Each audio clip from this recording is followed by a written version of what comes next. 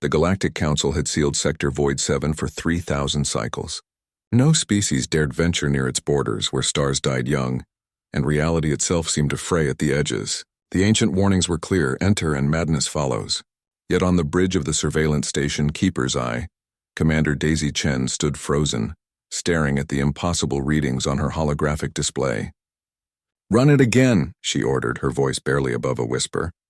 Her second-in-command, Lieutenant Harry Okonkwo, worked the console with trembling fingers.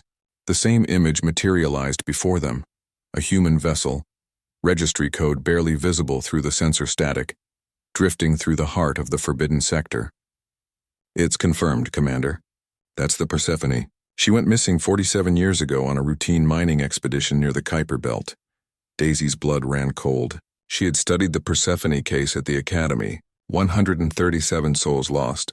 The ship had simply vanished mid-transmission, leaving behind only a cryptic final message. "We see something beautiful." "That's impossible," Harry breathed. "Even if they somehow survived and drifted, Void 7 is 400 light-years from their last known position. No human ship from that era had FTL capabilities. But there it was, hanging in the void like a ghost ship, its hull reflecting the sick purple light of the dying stars around it. The sensors picked up no life signs, no power signatures, yet the ship was moving slowly but deliberately deeper into the sector.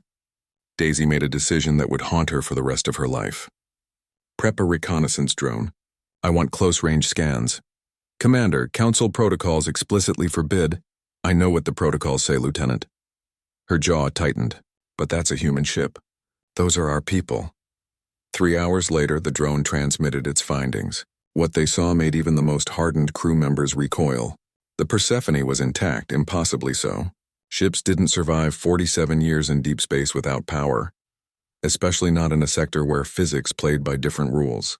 But more disturbing were the modifications. The hull had been covered in geometric patterns that hurt to look at, symbols that seemed to shift and writhe when observed directly. They weren't painted or etched. They appeared to be growing from the metal itself. "Are those organic?"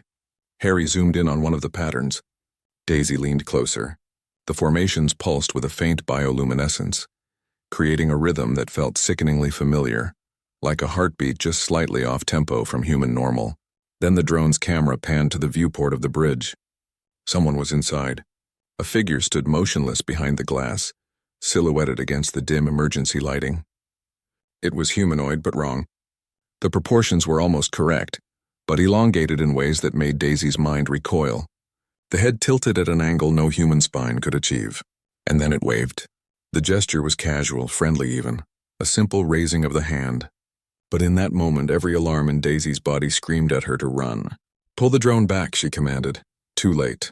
The Persephone's communication array, which had shown zero power just moments before, suddenly blazed to life. Static filled the bridge speakers, then slowly resolved into a voice. A woman's voice, pleasant and warm, speaking with the accent of old Earth America. "Hello, Keeper's Eye. This is Captain Morrison of the Persephone. We've been expecting you." Harry's face went white. "Commander, Captain Jennifer Morrison died 73 years ago. She was 82. The Persephone was her grandson's command." The voice continued, unhurried and eerily calm. "We found something wonderful out here, you know. Beyond the edge, where the universe forgets itself. They've been waiting so long for humanity to reach them. And now we can show you." Daisy's hand hovered over the emergency cutoff.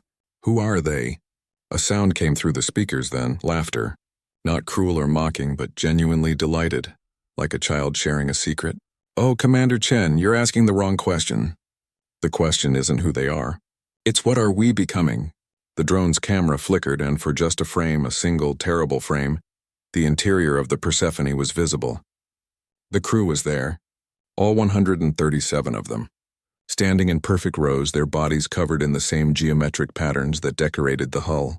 Their eyes were open but empty, or perhaps too full, reflecting something that existed in a spectrum human eyes weren't meant to perceive. And they were all smiling.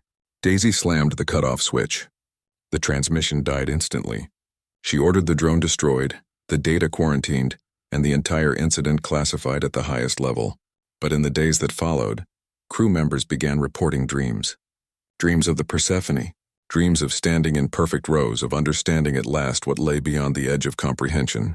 Dreams of going home to a place they'd never been. Harry was the first to request transfer to Void 7 observation duty.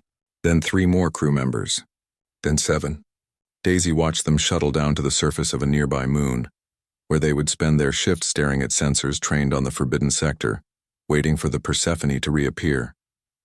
Some nights she found herself looking at the star charts, calculating the fastest route to Void 7. The curiosity was becoming unbearable. What had they found out there? What had they become?